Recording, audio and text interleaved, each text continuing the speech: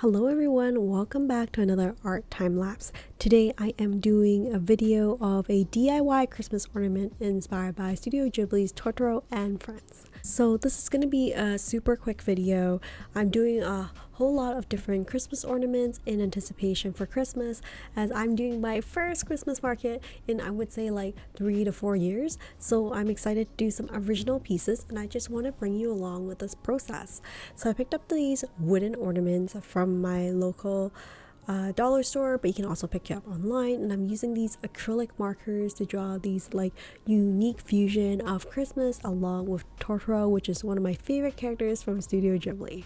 I don't know how well these pieces are going to be received at the market, but I'm excited to have this opportunity to just like have fun and play around with my art and also showcase my art and like what I do when I go to art markets with my kids.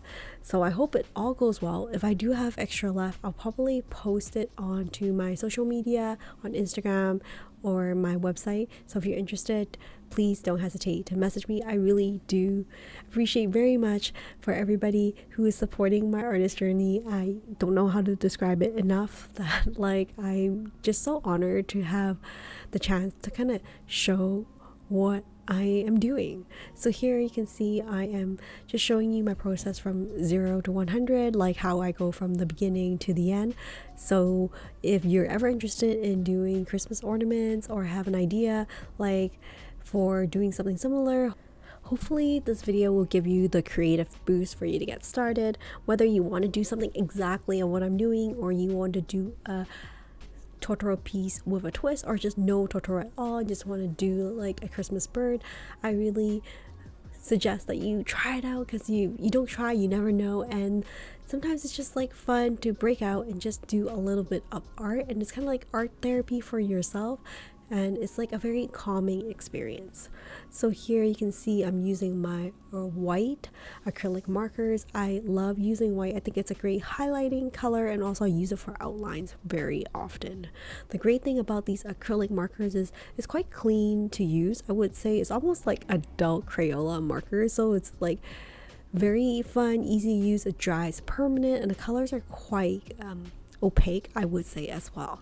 So you can see I actually made a mistake on the Totoro belly, and I'm just coloring over with my white marker, so you can just color over any mistakes that you would have. So here you can see I have like the rough silhouette of the bird itself, and then I'm also adding some like mistletoes and leaves around the side, because I think it'll be nice to add a little bit of green rather than just like red, white, and gray. And I'm also using my Sakura jelly roll, which is a great option if you're looking for something a little bit more fine tip, permanent. It's like an archival ink pen that's really easy for you to pick up at your local art store, stationery store, or Amazon. So just speeding things up, you can see like this piece is slowly coming together, and I think it looks just really adorable.